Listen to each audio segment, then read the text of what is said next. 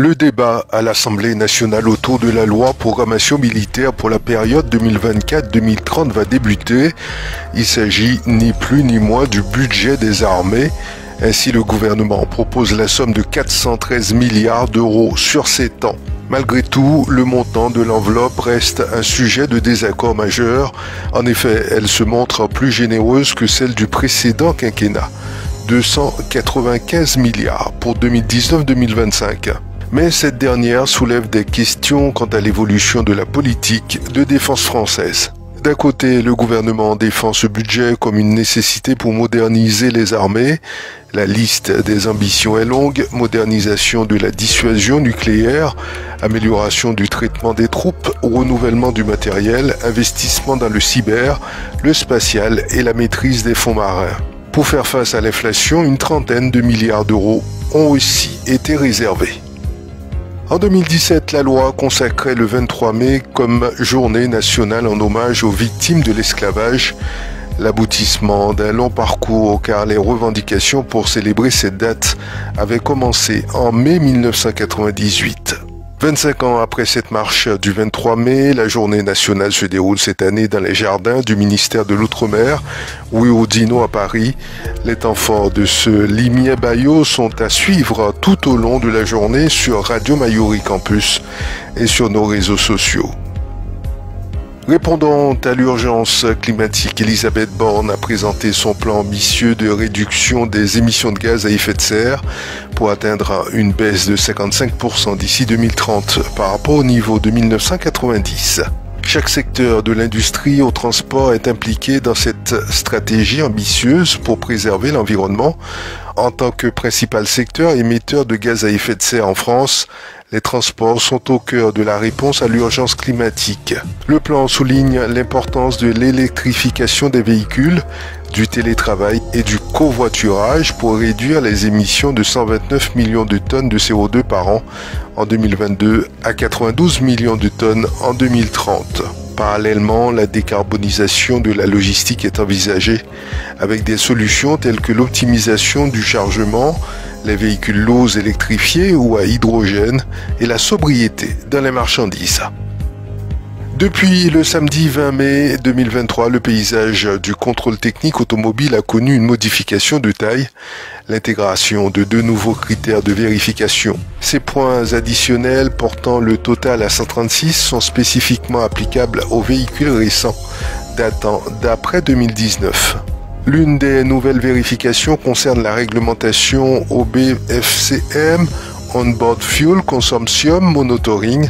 Elle s'applique à tous les véhicules mis en circulation depuis janvier 2021. Ce contrôle se traduit par la collecte d'informations relatives à la consommation d'énergie.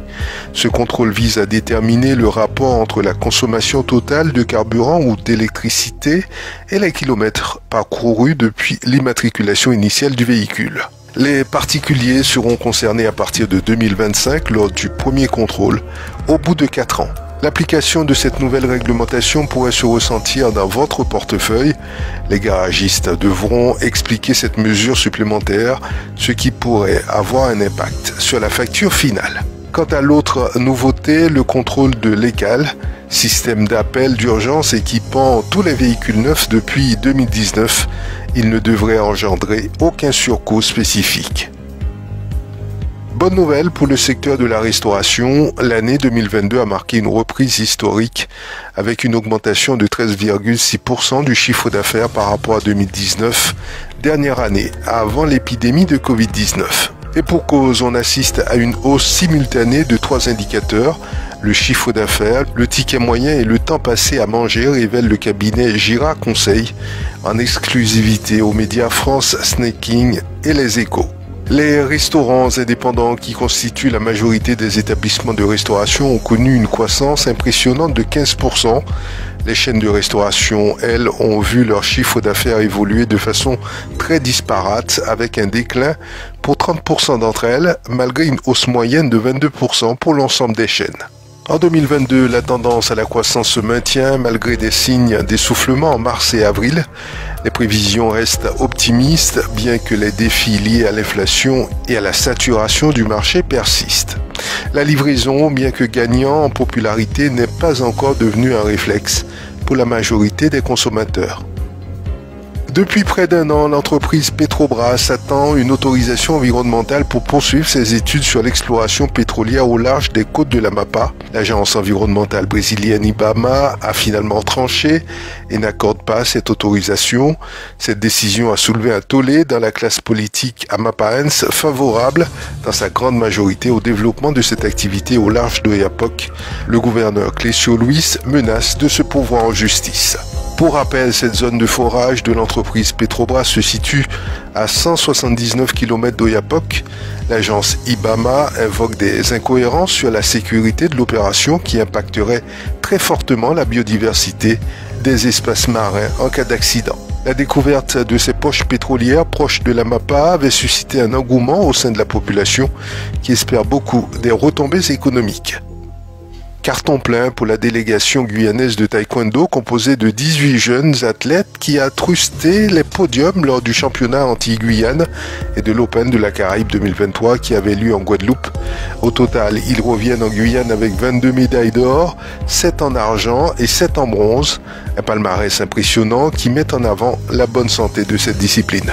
Cette compétition coûteuse pour la Guyane, qui a dû dépenser des milliers d'euros, se révèle néanmoins une bonne affaire sur le plan sportif et prometteuse pour la discipline. Le taekwondo qui a offert à la Guyane un champion de France senior 2023, Livestone Célin, qui n'a pour seul objectif être médaillé aux Jeux Olympiques de 2024 à Paris.